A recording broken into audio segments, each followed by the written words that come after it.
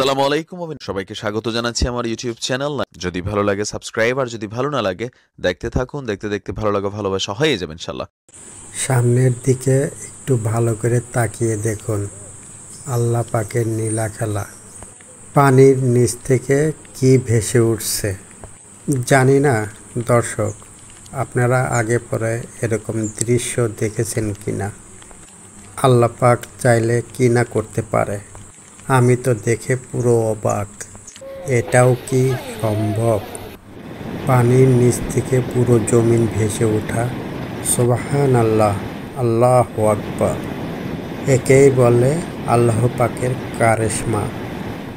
আল্লাহ পাক চাইলে কি না করতে পারে। এইটা কিভাবে হতে পারে? দর্শক, আপনাদের জানা থাকলে আমাকে কমেন্ট করে জানাতে পারেন। বিশাল বড় এরিয়া নিয়ে এই জমিনটা ভেসে উঠল।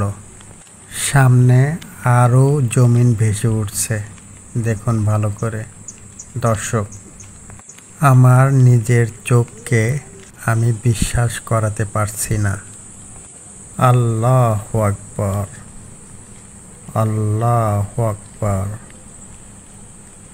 আল্লাহু আকবার,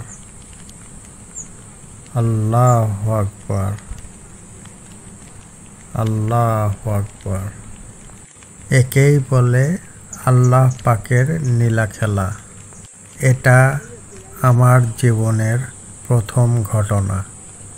এই প্রথম দেখলাম আমি। এই ঘটনার সময় আরও লোকজন উপস্থিত ছিল, তারাও এই ঘটনার সাক্ষী। তারাও এই ঘটনা দেখে অবাক হয়েছে। এটা কি কিয়ামতের আলামত, নাকি অন্য কিছু, নাকি জেন পরীর কারসাজি?